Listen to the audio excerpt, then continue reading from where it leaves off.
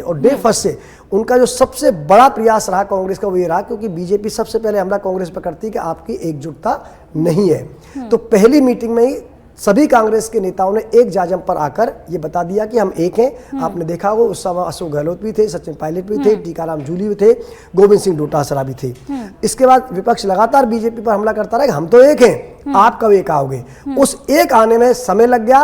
एक कब आए? 6 तारीख को, जब दोनों नेताओं ने रोड शो निकाला। इसके बाद 9 को उन्होंने दोबारा रोड शो अंता में निकाला।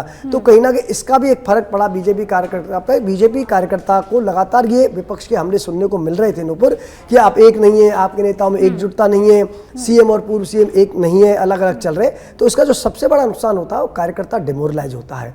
जो कार्यकर्ता केवल और केवल पार्टी का चिन्ह देखकर अपना काम करता है, मेहनत करता है, खून पसीने बहाता है, उसके लिए जब ये स्थिति बनती है कि उसके बड़े नेता ही एकजुट में नहीं है, तो उसकी मेहनत पर फर्क पड़ता है, उसकी कर्मठता पर फर्क पड़ता है, उसके समर्पण पर फर्क पड़ता है, और इसका भी कहीं ना कहीं पार्टी को खामियाजा भुगतना पड़ा। लेकिन इस संदेश को तो बीजेपी ने अलग कर दिया। उन्होंने बता दी, चाहे देर से किया हो, कि दोनों नेता एक है, लगातार एक मंच पर आ रहे थे, रोड शो हो रहे थे, लेकिन कहीं ना कहीं देरी हुई, इसका नुकसान हुआ। लेकिन सबसे बड़ी वजह इस चुनाव में रही, बीजेपी एक तो यहां मात खाई कि वो समझ रही थी कि नरेश मीणा जो नुकसान पहुंचा रहा है वो कांग्रेस को पहुंचा रहा है। इसलिए बीजेपी ने इस दिशा में काम किया ही नहीं कि नरेश मीणा जो काम कर रहा है, नरेश मीणा का जो लगातार सोशल मीडिया के जरिए, प्रचार के जरिए जो प्रभाव बढ़ता जा रहा है, वो कहीं ऐसा नहीं हो कि आपको रेस से बाहर कर दे। और आप देखिए लगातार 17 राउंड तक बीजेपी का तीसरे नंबर पर रहना ये बता रहा है कि बीजेपी यहाँ कितनी बुरी तरह से मात खाई, ये समझने में कि नरेश मीणा का बढ़ता प्रभाव आपको भी नुकसान पहुंचा रहा है।